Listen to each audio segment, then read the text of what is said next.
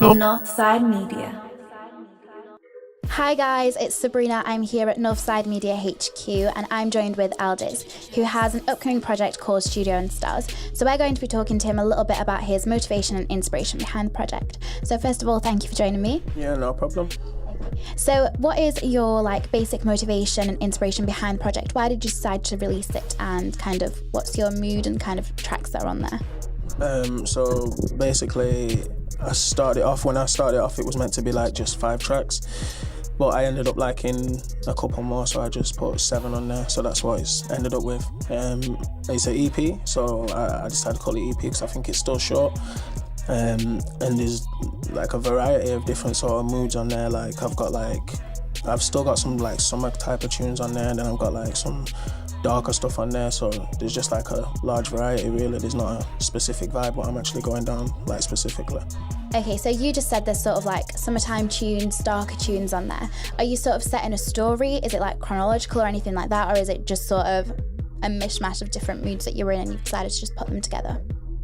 So it's not exactly a story or anything that's in order, any sort of chronological order or anything like that. It's more like just a compilation of like my music, so kind of like the best of like kind of sort of situation. But the tunes do all like, they don't sound similar, but they're all of a similar sort of like stature. They're all similar sort of level as well.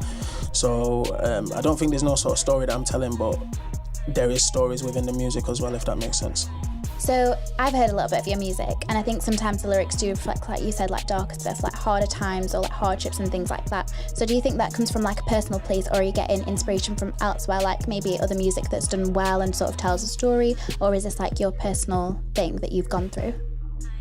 Well, everything that really I rap about I've gone through. So like I don't really rap about like anything that I don't really go through, or that people close to me haven't gone through. So it's not like any sort of fabricated sort of, he's done this so I'm gonna do that as well, because I feel like that's gonna work. It's more like when I make music, it's more like a simple sort of process. Like I hear the beat and I write down whatever comes to me, and whatever comes to me is obviously going to be what I've experienced, not what anybody else has, if that makes sense. So do you feel like there's any type of mood that you need to be in, or any time of the day or anything, so you can sort of get your best lyrics? Have you got any prep behind when it comes to making a song, or do you just sort of go for it whenever you feel like it? I can literally make music whenever, really, like literally whenever. Like this, like a lot of people like go to the studio with stuff already prepared, or with like little bits already prepared. I literally go with a blank mind. Like I don't need anything, and I know for a fact I can always come out with something. Like, now, will it always be good? Not all the time, but obviously that's when it comes in quality over quantity. Like you can't just release everything, or you can't just keep everything. That's why a lot of music is still left on like my laptop or my producers' laptops, and it's never going to see the light of day because there's that much music going on. You obviously just have to like cherry pick the best ones. So do you think within this album then, you've just said you've sort of cherry-picked the best of the best. Do you think you've got the one song that's going to like really blow up and like gain a lot of traction from the audience and things like that? Do you have one in mind that you think might really like make it? Not really. Like I do have like a song what I think like this song might be the one that might be the personal favourite of majority of people, but I don't really make music to make it like, this one's going to catch on, because I feel like it's like when you're making the music, you don't choose whether it's going to catch on or not. The people decide. So when it's released and when they hear it, it'll be evident which one that the people think is the favourite, just by like, you can see how much traffic, obviously with Spotify and all of these stats, and nowadays you can see all the traffic which is going to it. So in my head, obviously I'm not going to say which one it is, because I feel like it can like sway someone's perception of what it might be like, and then they might be expecting something what they're not going to get. But I do feel like there is one on there which will be the personal favourite, but not necessarily like gonna go number one or anything like that, you know what I mean? So I think it's quite easy nowadays to become famous. Like we've seen a lot of artists sort of make that one song that's like blown, like I won't mention names, but we know a few on YouTube, and they sort of upload it, pray for the best, and then it's sort of got like a good beat, like some quite not meaningful lyrics, but it makes people dance and stuff, that it really blows. So do you think like you'd rather have like a small loyal audience that sort of likes you for your music for what it means, or would you rather sort of put out content that you know is going to do well just based on what is out there and sort of gain an audience that way?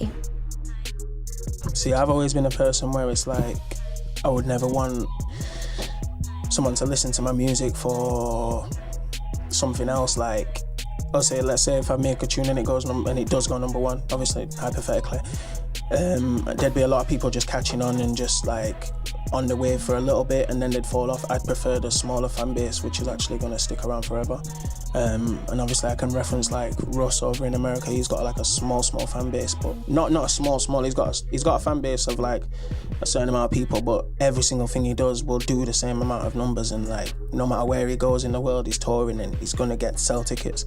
So I'd rather that small sort of fan base, which like ride or die, as to say it, than like a larger one which like come and go and are quite fickle, to be honest. Like that's just my preference. So I know a lot of people would prefer it a different way though. So when it comes to attracting an audience, do you feel like you want people sort of from the same background as you or have been through the same hardships? Or do you feel like your music kind of paints a picture through the lyrics that like anyone can understand where you're coming from and understand what you mean? Or do you think it's specific to a certain type of person? I think it depends what song they listen to. Like I said, like the music's very versatile. So like you can get one song where like, I don't know, 3 to 14-year-olds might like it, and then you might get another song where 25 to 35-year-olds might like it, and whoever likes the music, I don't really mind, as long as you like the kind of vibe or you like whoever you're listening to. I don't really mind whoever listens to it. I'm happy either way. So I'm joined with LDizz and I'm going to be asking him some quick fire questions also. So LDizz, who's your favourite artist? Drake. What's your favourite song by Drake? Oh God, that's actually a madness, you know. I'm sorry, I can't actually answer that still. There's too many. Oh, I'll just say Jaded, because that's on the new album. Cool. Okay, so who's your celebrity crush? I don't have one. Sure. 100%. So who's your biggest competition? I don't have any. Okay, and what is your favourite song that you've created to date?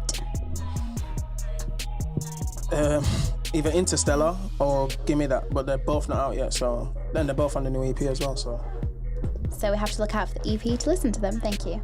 So I think this is something that I would really like to listen to. You've really sold it to me. So if people wanted to find you, what's like your socials? Where can they find this EP? All my socials are basically the same, LDizz UK, and the EP is coming out on the 19th of this month, and it's called Studio&Stars, and that will be literally everywhere. So make sure you go and download that, stream that, whatever you have to do to listen to it as well. Well, I definitely will be, and I hope you guys do too. So I hope you enjoyed, and we'll see you soon.